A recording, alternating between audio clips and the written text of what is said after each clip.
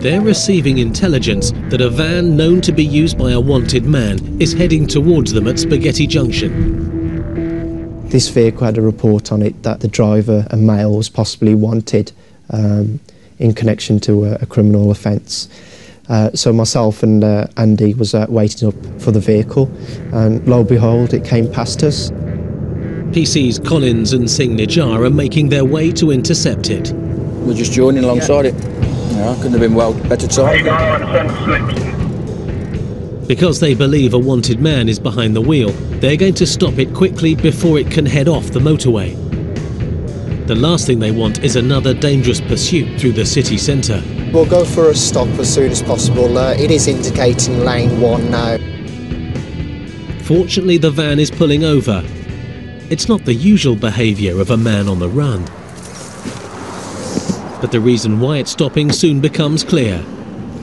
The driver is a woman.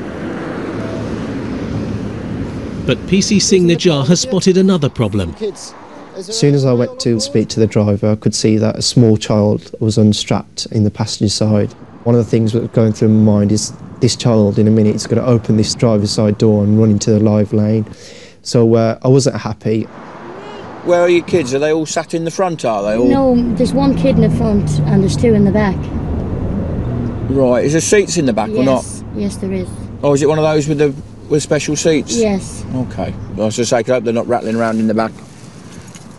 As soon as I mentioned the children, her face dropped, and I realised that we were going to discover something perhaps when we opened the back of the van up.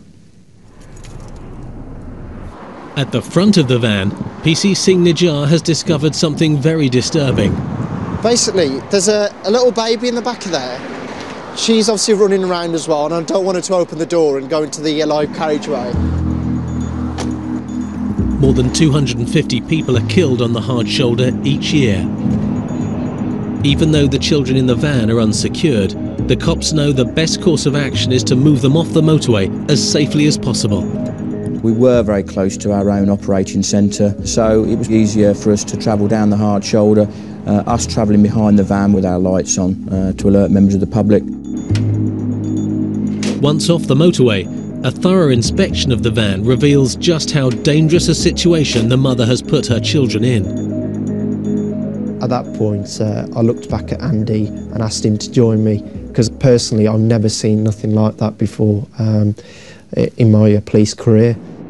There's nothing securing that baby. If God forbid there was an accident, there's children running around. I mean, there's a pushchair there as well.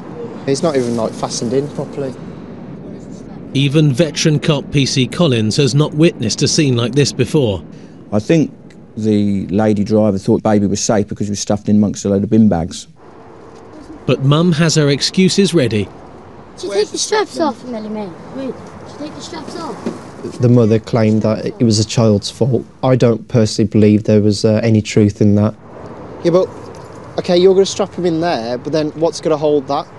The car seat, there's a safety belt. Sorry? Safety belt. Which safety belt? There's a safety belt on these and there's a safety belt in the front as well. Yeah, but he's not in the front. I know that because this little one is hyperactive and she kept screaming and crying to get in the front.